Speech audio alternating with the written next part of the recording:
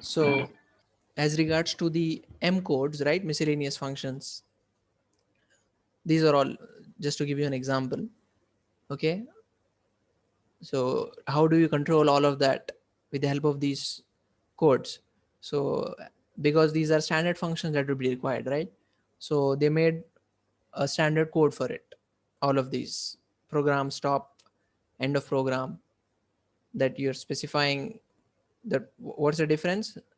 M00, M02, program stop and end of program.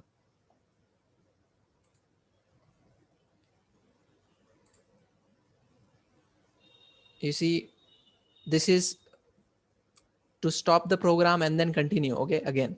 But end of program is where you're specifying the program is like it's the end of instructions basically. So that's simple, right?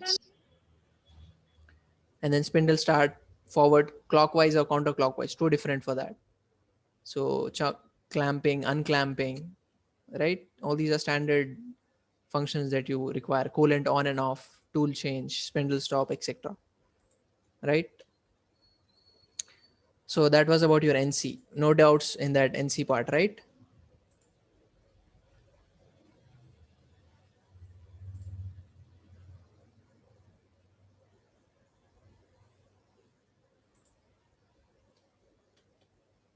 Okay.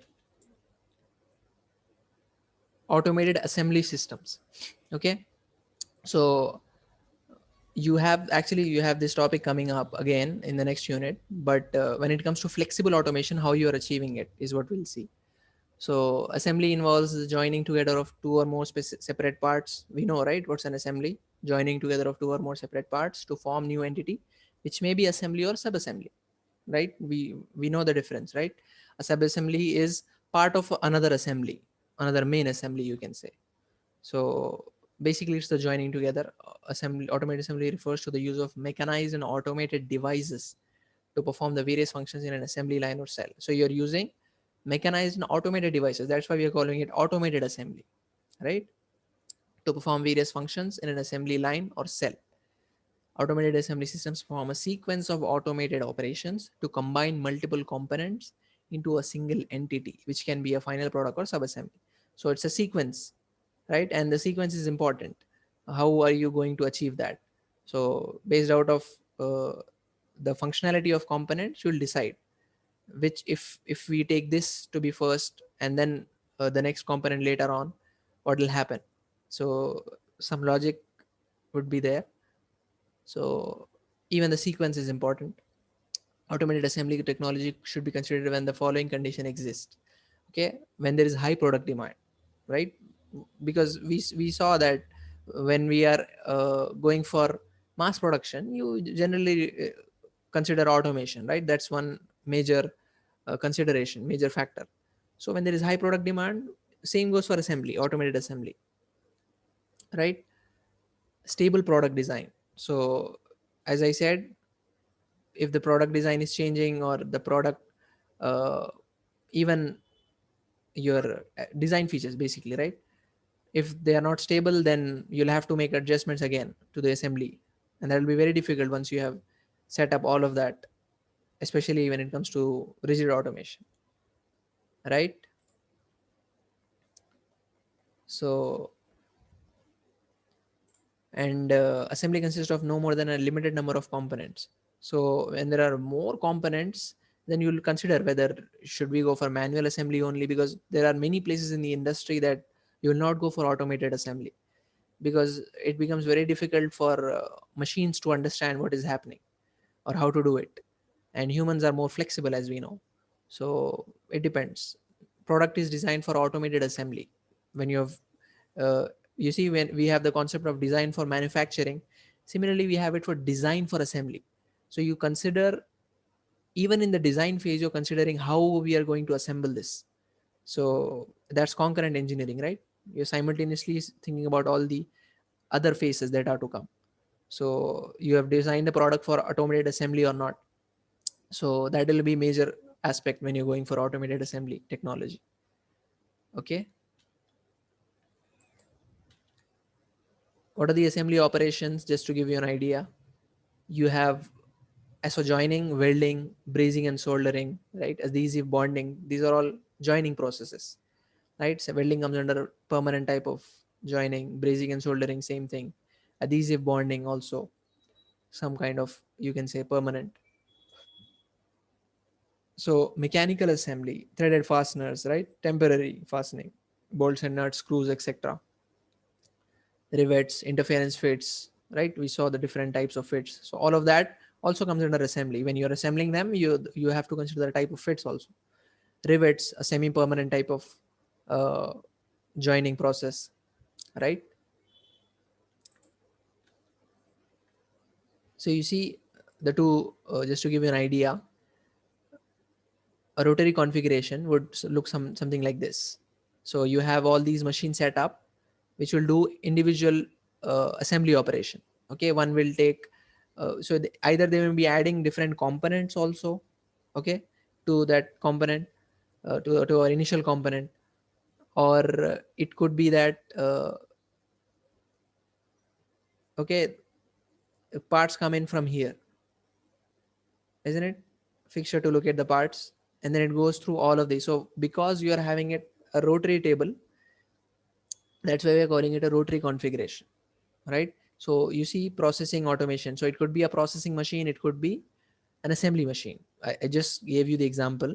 If it if you write ASS here, assembly automation, so that becomes a rotary configuration. So you have rotary configuration, you have inline configuration, right?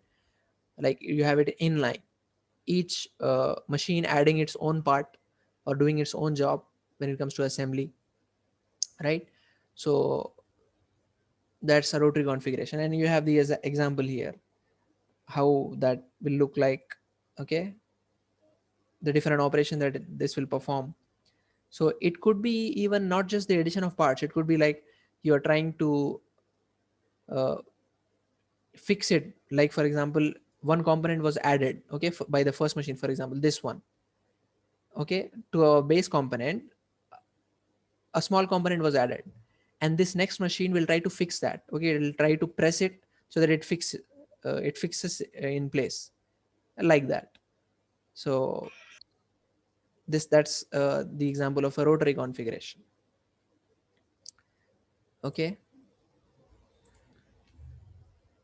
so when it comes to material handling, automated material handling, so the main motto is of an effective material handling system is to ensure that the material in the right amount is safely delivered to the desired destination at the right time and at minimum cost. You see, so when it comes to material handling, what's the motto? It's to ensure that the material in the right amount, okay, that's important. You should give out the right amount only. Also safely delivered, it should be delivered safely. Another aspect is desired destination, to the desired destination, that's where we want to send it. Okay, it shouldn't go to any other destination. So those are all the aspects that you see: right amount, safely delivered, desired destination, at the right time and at minimum cost. Should reach there on time, right? If it gets late, even it is able to deliver, you'll have problems. The machine is idle, you're having more non-productive time, etc.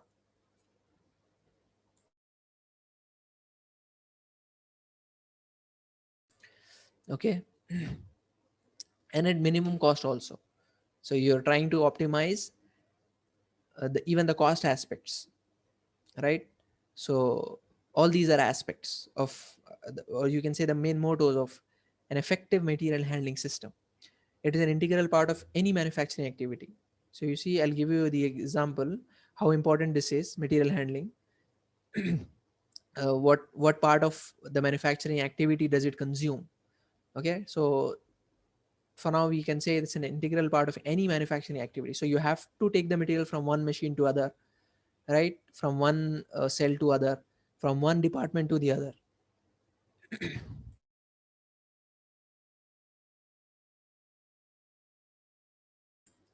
Okay, so even from one department to the other, right, from inspection to quality or any other department, processing, etc. So automated material handling systems improve the efficiency of transportation, storage and retrieval. So all these are is aspects, right, not just transportation, like you're not just delivering it, you're also storing it, even that is another consideration, and retrieval also. So when you're storing it, you have to retrieve it again, right? So storage and retrieval is another aspect when it comes to material handling. So materials include all kinds of raw material. So not just raw material, but also work in progress, sub assemblies, finished assemblies, all these counts as materials. So just to give you an idea of what we are trying to handle when it comes to material handling is not just the raw material, but also work in progress, that two processes are performed on it, more three are to be done, but because of some delays, you are storing it in some place. So that's work in progress. Or even if it is in between some other machines, it still counts as work in progress, right? So that material, sub assemblies, finished assemblies also. So because before shipment you will store it, right? As and when demand comes up, production orders are taken, then you'll give out, right? So examples are computerized conveyors, automated storage and retrieval systems, in which computers direct automatic loaders to pick and place items. You see, computerized conveyors, right? We have seen how those conveyors work, right? Those in that initial exam video automation, that conveyor system was going, filling, taking those bottles to be filled up. So computerized conveyors, automated storage and retrieval system, that's another important topic. Okay, that we'll see. Automated material handling, you have a dedicated unit for it. So this is just to give you an overview of that when it comes to flexible automation. So automated storage and retrieval systems, ASRS is what you call it, in which computers direct automatic loaders to pick and place items. So you have robots also, you have loaders, you have different machines. You see automated guided vehicles, those are all means to achieve that automated storage and retrieval. You have automated guided vehicles, AGVs is what you call it. And as the name suggests, automatically guided, you're trying to program them so that they work on their own, using embedded floor wires to direct driverless vehicles to various locations in the plant.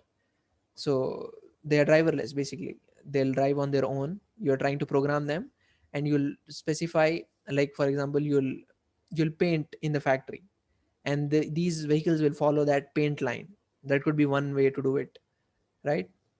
They'll detect that using the sensors, etc. So, or it could be embedded floor wires also, different ways to achieve the same thing. Okay, so that they go to the different various locations in the plant. Benefits of automated material handling systems include quicker material movement, right? That's very simple to understand. Lower inventories, because if you are able to uh, do it automatically and the material is moving, so the material that you are storing as inventory would be reduced, right? So quicker material movement will lead to quicker manufacturing, and you can ship it early. So that's lower inventories. Storage space also will be reduced, right? Because you are trying to, what you're trying to do is you're trying to supply only when it is required.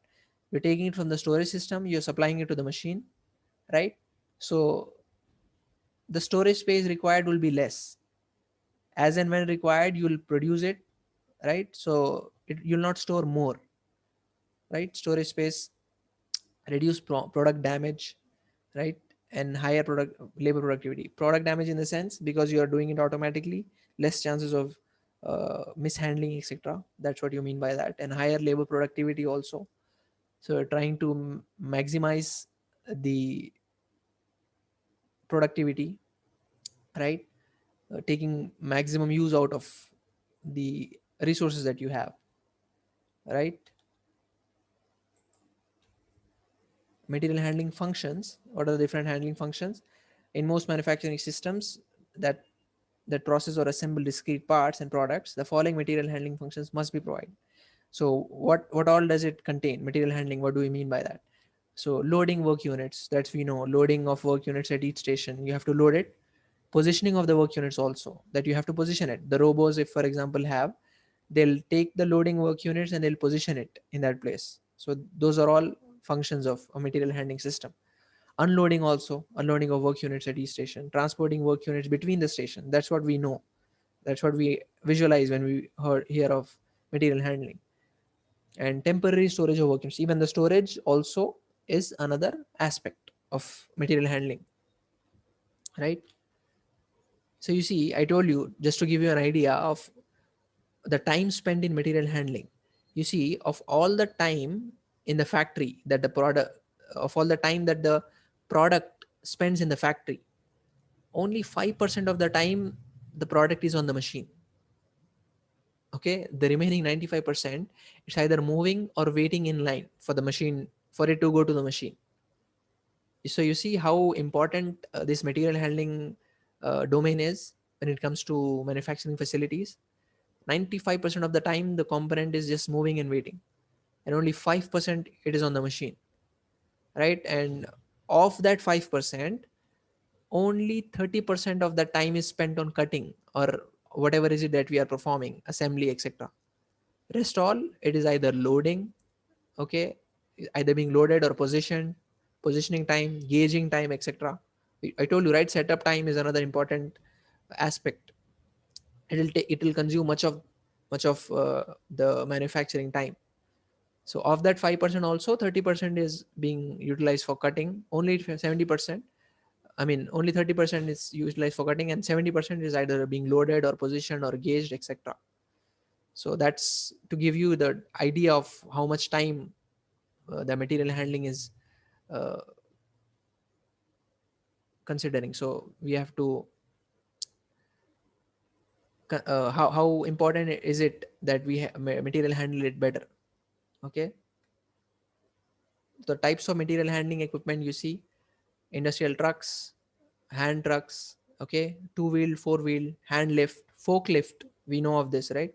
Power trucks, forklift, tractor trailer trains, industrial crane trucks, side loaders also. So all these are types of material handling equipment. We'll see them in that unit, just to give you an idea. Conveyors, belt conveyors, chute, roller conveyors, right? It has those rollers which will move, and that will move the workpiece. Wheel, slat, chain rollers, chain conveyors, bucket conveyors, trolley. These bucket conveyors are mostly used in cement factories, right? And trolleys, tow, screw, vibrating and pneumatic, monorails, hoists, cranes such as bridge, gantry, tower, and stacker. So you see that gantry, that overhead uh, in for operating that crane, etc. That gantry is what you call it, right? Automated guided vehicle systems, right? AGVs, unit load carriers, towing, pallet trucks, fork trucks, assembly lines. All these are using this automated guided systems. And ASRS systems, right? Unit load, mini load, person on board, deep lane, storage carousel systems, right? We'll see this automated ASRS systems. We have a dedicated topic in the next unit. But to give you the idea, you see, ASRS system will look like this. So you have these systems which will take those parts from that storage system and it will supply to the machine. So all these are racks, basically storage systems. And that's how an AGV will look like, automated guided vehicle. Okay, you have this paint, right? Black paint that is used to guide this vehicle. Okay. Okay, so let me take the attendance. Okay.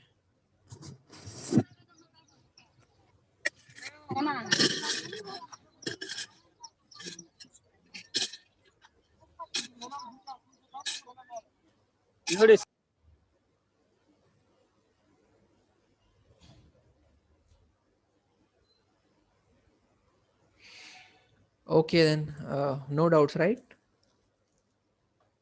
Should I end the meeting?